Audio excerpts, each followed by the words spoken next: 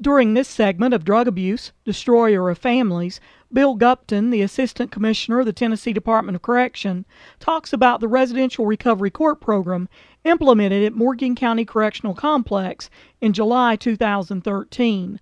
One of the points Commissioner Gupton makes is the impact of the program has the potential to reach far beyond the individual inmate.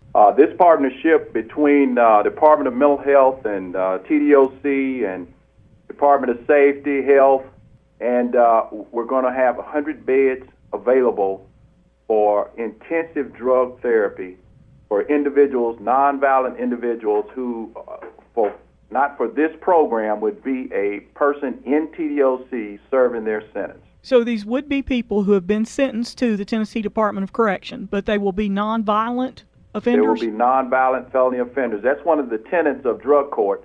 And that's the model that we're using. So you cannot be a participant in any drug court program around the country if your charge is violent in any way. And that means from a gun, carrying a gun, doing the crime, all the way up to any kind of violent charge. And will these inmates then be coming from across the state of Tennessee and only Tennessee? Only Tennessee Department of Correction eligible inmates. They will plea bargain and take this plea of treatment in lieu of coming to a hard bed at TDOC.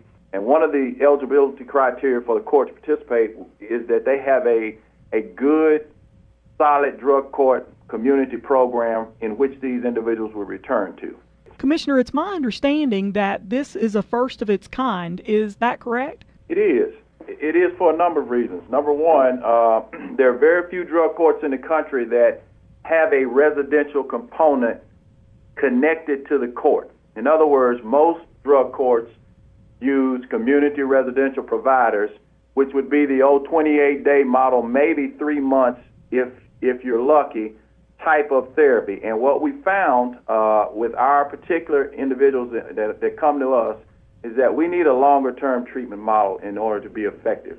So when you talk about a long-term treatment model associated with a court, this is one of the first in the nation to be able to do that. The second reason why it is unique is because no correction agency across the country partners with any court system and gives up some of their beds in order to provide treatment options for the community.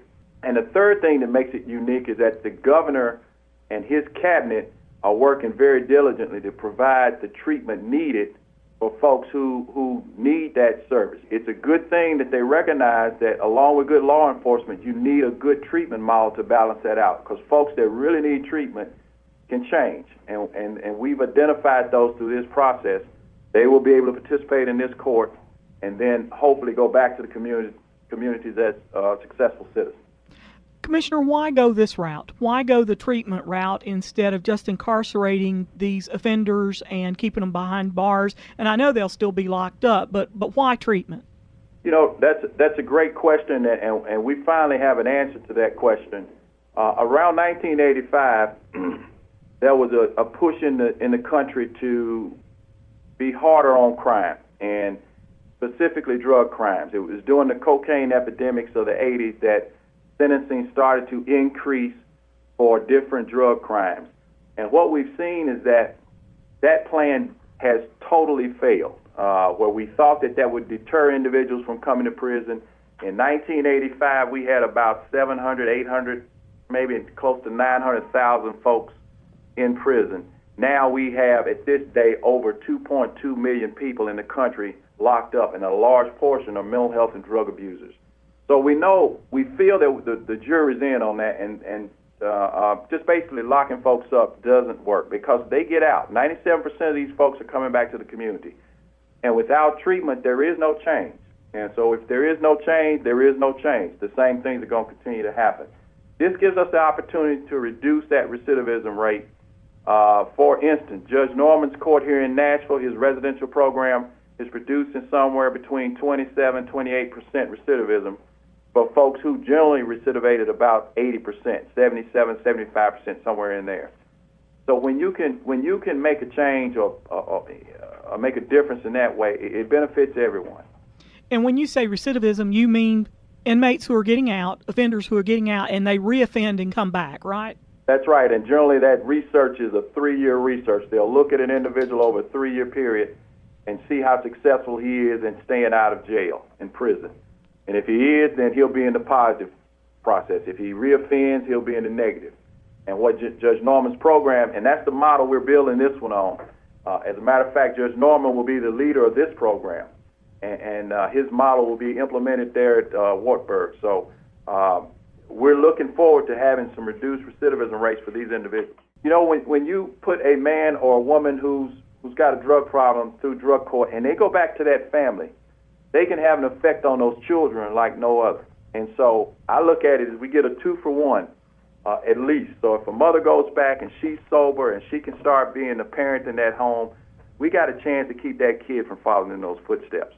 And I think that if we really want to tackle this issue of increased corrections and the footprint we have, we've got to do programs like this. And is one of the thought processes behind that, because I know that it's pretty much a national issue that we're running out of space to hold people, is the thought process, as we said earlier, just to get away from incarceration for long lengths of time and try to help these people in more of a medical and mental way? I think that's one issue, but I think there's a larger issue there. I think we've got to learn how to supervise folks. Now, that means, and over the last year, we have included probation and parole under TDOC. So now we're all one agency. So that means we have them from incarceration through parole, and we have them on probation as well under one umbrella. What that means is we've got to decide how to supervise folks. Who needs to be in a hard bed because they are violent, and we need to supervise them behind razor wire for a period of time? Who do we assess that needs this treatment model, and we can afford to have them in the community and work with them from a treatment standpoint and get them back successful? And being able to assess that and decide how we use our resources is going to be an important part for all corrections agencies as we go forward. Because you're right, resources are running thin, and we can't keep building prisons. So we've got to decide how to supervise folks better in the community and make better decisions on who actually has this $65 a day, this expensive hard bed that's in our prison facility. I think there's some sociologists and mental health professionals who describe drug addiction as more of a disease than a crime. So is this kind of taking that into consideration with this thought process on residential recovery court? You know, I've been doing this a while, and I've worked in the private sector as well, and it's an interesting thing. It's a little different. Yes, to answer that question, yes, it is a disease, but these individuals that come to us, Judy, they pose a different problem. These are folks that go to the line and are willing to do some things that other addicts in the community are not willing to do. And so we have to use the right treatment model for them. They have behavioral issues and personality problems that maybe other addicts don't have. And so to say that only we look at it as a disease, that's not totally correct. It is a disease. It's an issue that we have to address from that standpoint. But we've got to decide what kind of supervision that person needs. In other words, they've got to be accountable for their behavior. Sometimes that means locked up in prison in one of our therapeutic communities at Morgan County Correctional Facility. Sometimes that can mean being in drug court in lieu of a long sentence and getting another chance. So ideally, Commissioner, what would you like for the outcome of this program to be? The outcome is simple. We want to see folks getting clean and sober and making better decisions and not committing crimes. That's number one, and fewer victims around this state. Number two, we want to see families come back together and restored, and communities restored. You'd be surprised at what a successful drug court participant can do in the community if they come back and they're successful and they do well. We want to decrease the footprint of corrections on the state of Tennessee and the taxpayers. In this final part of Drug Addiction, Destroyer of Families, Melody Morris, a substance abuse counselor, helps us understand addiction from the addict's point of view. The misconception for a lot of people is they just don't understand why the person can't just put it down and go on and live life. They don't understand everything that's going on with them.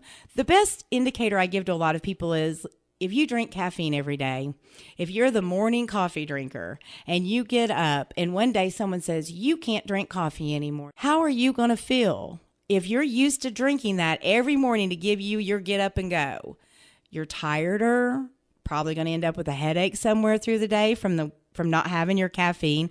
That's usually my best example for a person who's never used any type of chemical. For the addict, this is just 10 times worse.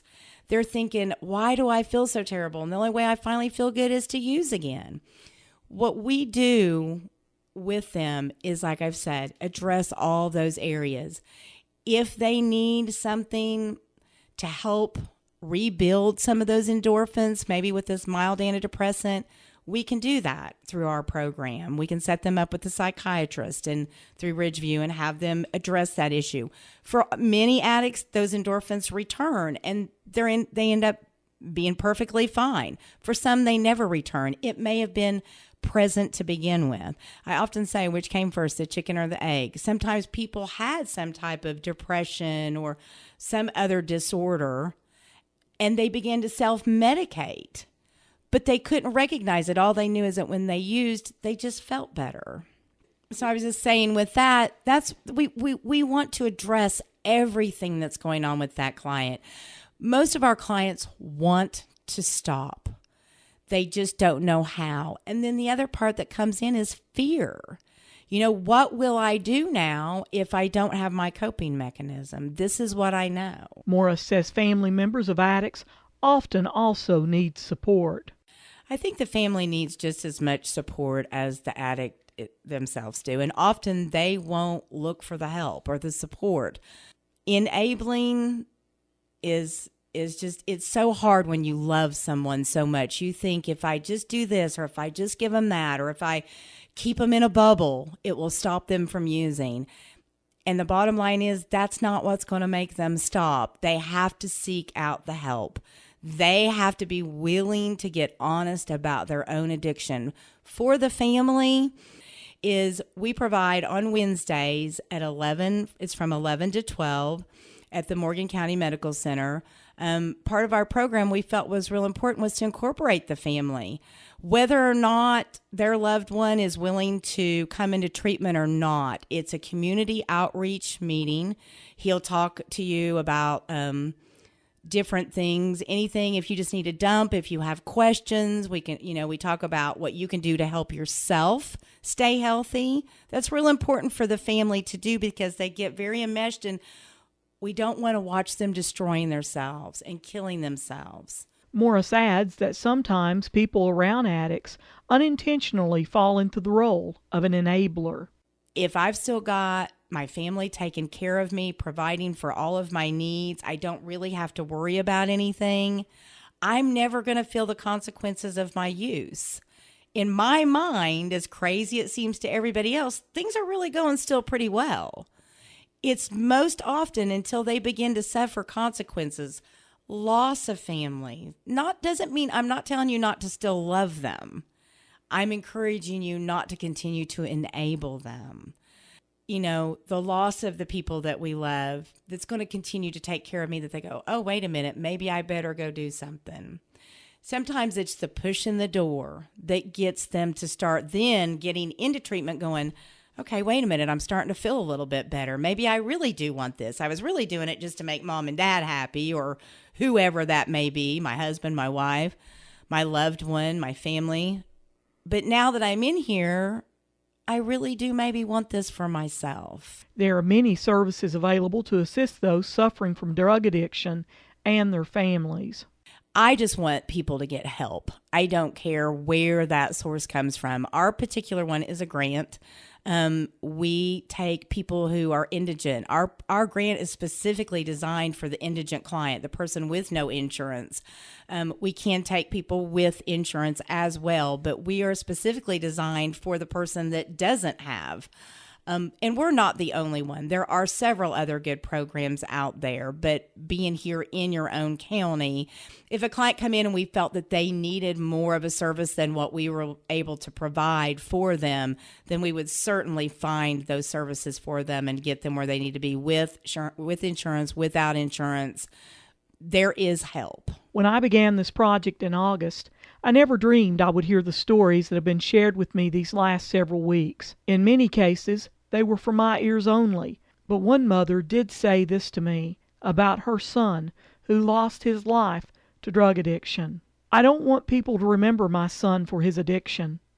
He was so much more than the drugs. He had dreams. He wanted to be more than the drugs.